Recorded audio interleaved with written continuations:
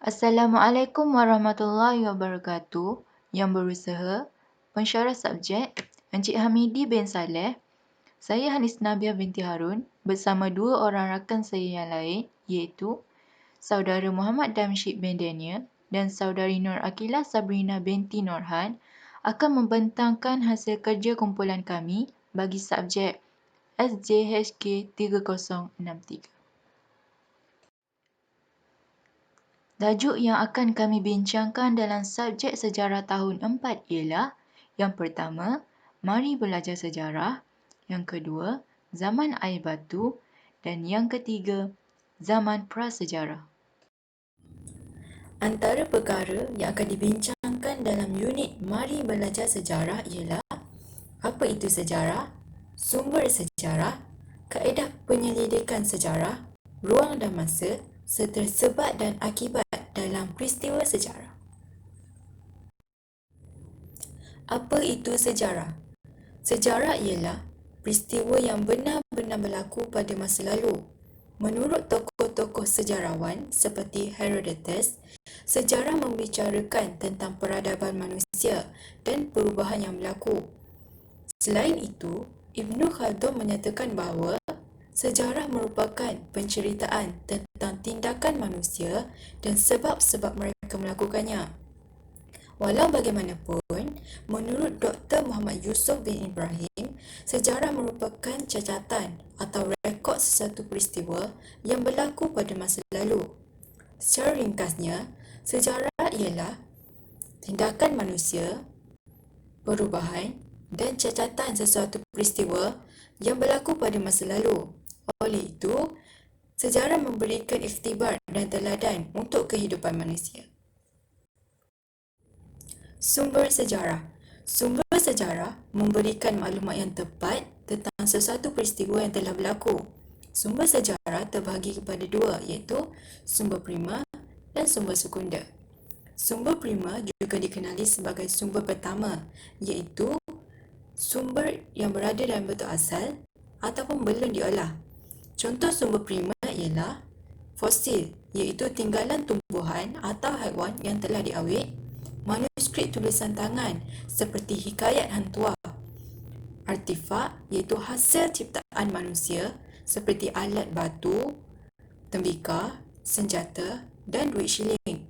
Dan akhir sekali ialah dokumen rasmi yang mengandungi catatan tentang sesuatu peristiwa sejarah yang telah berlaku. Sumber sekunder pula ialah penulisan yang dihasilkan daripada sumber asal. Contoh sumber sekunder ialah buku, majalah, akhbar dan risalah. Sumber sejarah penting sebagai bukti bagi memahami sesuatu peristiwa yang telah berlaku. Kaedah penyelidikan sejarah. Penyelidikan sejarah dilakukan untuk membuktikan peristiwa sejarah yang telah berlaku. Terdapat 3 kaedah yang boleh digunakan iaitu kaedah lisan, kaedah arkeologi dan kaedah bertulis. Kaedah lisan ialah proses untuk mendapatkan maklumat melalui temu bual dengan orang sumber iaitu orang yang terlibat atau mendengar atau melihat peristiwa sejarah. Yang kedua ialah kaedah arkeologi iaitu proses mendapatkan maklumat daripada bahan tinggalan sejarah melalui proses gali cari. Contohnya fosil, tembikar dan barangan logam. Terdapat juga bidang arkeologi maritim iaitu proses untuk mendapatkan maklumat kebudayaan manusia yang terdapat di dasar laut. Yang terakhir ialah kaedah bertulis iaitu proses mendapatkan maklumat daripada tulisan dan lakaran. Contohnya yang terdapat pada dinding gua, kayu, batu dan bahan bercetak. Pengkaji boleh memilih mana-mana kaedah pendidikan yang sesuai untuk mengkaji peristiwa sejarah. Ruang dan masa. Sejarawan menggunakan urutan masa untuk mengkaji peristiwa sejarah yang telah berlaku. Urutan masa juga dikenali sebagai kronologi. Konsep masa ini dapat dibahagikan kepada dekad, abad dan alaf. Dekad ialah tempoh masa selama 10 tahun, abad ialah tempoh masa 100 tahun, manakala alam pula ialah tempoh masa selama 1000 tahun. Konsep masa juga boleh dilihat mengikut zaman, iaitu zaman sebelum Masihi, iaitu zaman sebelum kelahiran Nabi Isa, dan zaman Masihi, iaitu zaman selepas kelahiran Nabi Isa. Ruang sejarah yang luas membolehkan sejarawan menjalankan penyidikan dalam pelbagai bidang seperti politik, ekonomi, dan sosial. Ruang dan masa memudahkan kita memahami peristiwa sejarah yang telah berlaku. Oleh itu, kita dapat menulis peristiwa sejarah dalam keadaan sistematik mengikut urutan masa. Sebab dan akibat dalam peristiwa sejarah. Setiap peristiwa sejarah mempunyai sebab dan akibat. Kajian tentang sebab dan akibat memudahkan pemahaman kita tentang sesuatu peristiwa sejarah. Contohnya, peristiwa kemerdekaan Persekutuan Tanah Melayu 1957. Sebabnya, British menjajah Tanah Melayu, manakala akibatnya, rakyat berjuang untuk membebaskan Tanah Melayu daripada penjajah. Sebab dan akibat dalam peristiwa sejarah akan menimbulkan perasaan ingin tahu tentang mengapa, bagaimana dan kesan peristiwa sejarah yang telah berlaku. Oleh itu, kita dapat mengambil iktibar daripada pengajaran tentang peristiwa sejarah.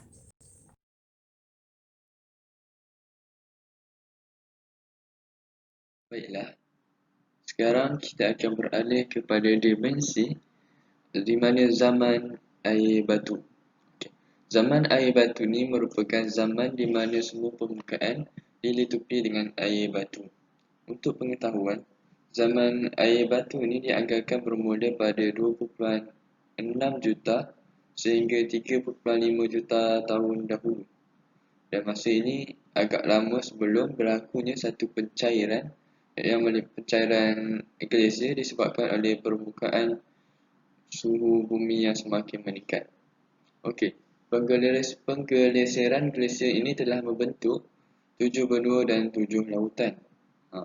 Nak tahu lebih lanjut, kita akan tengok satu persatu, di mana di dalam benua terdapat 7 jenis, iaitu Amerika Selatan, Amerika Utara, Antartika, Afrika, Eropah dan juga Oceania, iaitu Australia, New Zealand dan pulau-pulau di sekitarnya. Dan yang terakhir sekali adalah di Asia. Manakala terdapat 7 jenis lautan, iaitu Lautan Pasifik Utara, Lautan Pasifik Selatan, Lautan Atlantik Utara, Lautan Atlantik Selatan, Lautan Hindi, Lautan Arktik dan juga Lautan Antartika. Jadi, untuk kita ketahui dengan lebih lanjut dan mendalam, kita akan lihat satu persatu dari setiap aspek ini, daripada benua sehinggalah kepada lautan. Seperti yang kita bincangkan sebelum ini, pembentukan benua adalah disebabkan oleh penggeleseran glasier. Tapi, bagaimana pula dengan pembentukan Malaysia? Okey, jadi kita ketahui dengan lebih lanjut, di mana pembentukan Malaysia ini adalah bermula daripada pemisahan pentas Sunda yang berlaku pada zaman air batu. Okey, pentas Sunda ni bermaksud tanah daratan yang luas, dan apabila pentas Sunda ini ditenggelami air laut, maka terbentuklah sebuah kepulauan. Okey, kita akan tengok bagaimana pembentukan Malaysia daripada penggeleseran air batu dan juga glasier.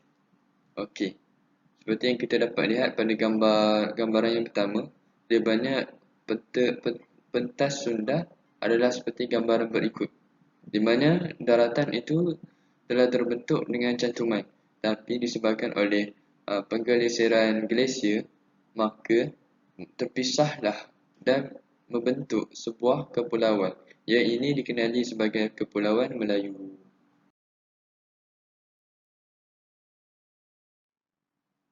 Setiap benua mempunyai keunikannya yang tersendiri. Begitu juga dengan benua Afrika. Di dalam benua Afrika, kita sering kali berfikiran bahawa benua Afrika ini mempunyai suhu yang panas. dan juga kering.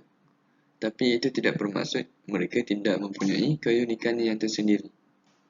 Untuk ketahui lebih lanjut, kita akan teliti satu persatu keunikan di dalam benua Afrika. Yang pertama, di dalam peta Afrika ataupun peta di dalam benua Afrika, terdapat 5 buah wilayah yang terdiri daripada 54 buah negara berdaulat. Yang pertama adalah Afrika Barat, mempunyai sebanyak 16 buah negara.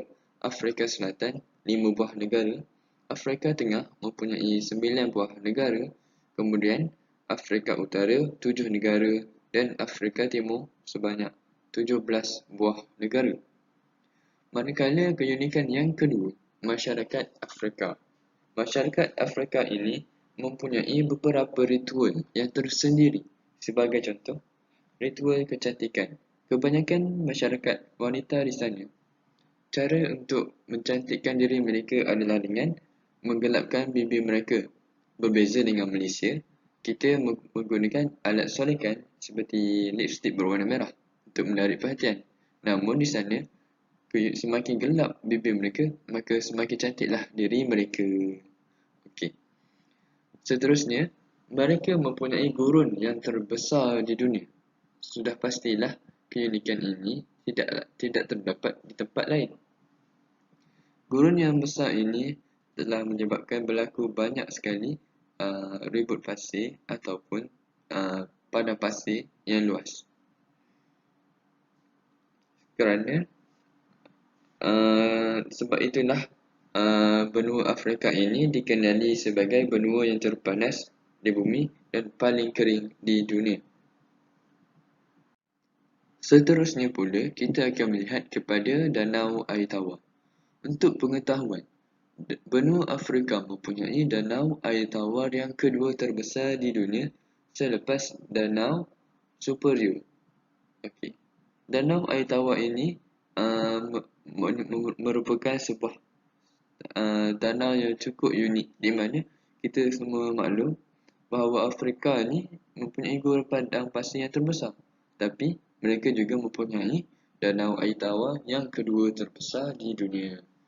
Kemudian, disebabkan mereka mempunyai suhu yang panas, mereka juga mempunyai sumber mineral yang banyak. Ini perkara yang tidak asing lagi, di mana bahan galian yang terdapat di Afrika begitu banyak dan masih lagi mempunyai bekalan sehingga sekarang. Manakala yang terakhir adalah mereka mempunyai haiwan yang unik. Kebanyakan haiwan yang terdapat di Afrika tidak terdapat di negara-negara lain. Sebagai contohnya macam zirafah. Malaysia tidak mempunyai zirafah, tapi kita dapat melihatnya di zoo kerana kita membelilah untuk sebagai pengetahuan umum. Seterusnya, kita akan melihat pula kepada benua Amerika Selatan. Di dalam benua Amerika Selatan, terdapat hutan hujan Amazon, yang mana hutan hujan Amazon ni memiliki 40,000 spesies tanaman dan juga 2.5 juta spesies serangga. Dengan kebanyakan haiwan dekat sini adalah haiwan yang tidak terdapat di tempat-tempat lain. Sebab hutan hujan Amazon ni antara yang terbesar di dunia, yang mana menyumbangkan banyak pertusan oksigen, di mana di benua Amerika Selatan ini juga terdapat dua hutan utama, iaitu hutan hujan Amazon dan juga hutan Iwokrama di Guyana. Selain itu, ada satu lagi keunikan di mana daripada 5 buah kota terbesar di dunia iaitu terdapat di benua Amerika Selatan. Yang pertama adalah Sao Paulo. Sudah pastilah kita semua sudah sedia maklum, Sao Paulo merupakan sebuah bandar yang cukup cantik dan canggih, yang mana diikuti dengan 5 Bogota, Rio de Janeiro, dan yang terakhir sekali adalah Santiago. Bagi benua Asia pula, terdapat keunikannya yang tersendiri. Untuk pengetahuan, benua Asia ini terkenal dengan pembinaan tamadun yang tertua di dunia, iaitu tamadun Mesopotamia. Kemudian, benua Asia juga terkenal dengan pembekal beras yang terbesar di dunia. Umum mengetahui bahawa benua Asia ini merupakan pembekal utama dalam beras sebab benua Asia ini menggunakan nasi ataupun beras ini sebagai makanan asasi utama. Okey, untuk yang seterusnya, terdapat 14 buah gunung yang tertinggi di dunia dan semuanya terletak di benua Asia. Antaranya yang terkenal adalah Gunung Everest, Gunung Jayawijaya, Gunung Kinabalu, Gunung Fuji dan seterusnya. Kebanyakan gunung ni sudah pastilah mampu menarik minat warga daripada penduduk pada luar untuk datang ke negara tersebut. Okey, seterusnya, benua Asia juga terkenal dengan bangunan-bangunan pencakar langit yang tertinggi di dunia dan merupakan salah satu menara tertinggi di dunia adalah Burj Khalifa yang terdapat di negara UAE. Berikut merupakan jenis-jenis lautan yang telah dibincangkan sebentar saja tadi. Yang pertama adalah Lautan Pasifik Utara, Lautan Pasifik Selatan, Lautan Atlantik Utara, Lautan Atlantik Selatan, Lautan Hindi, Lautan Arktik dan juga Lautan Antartika.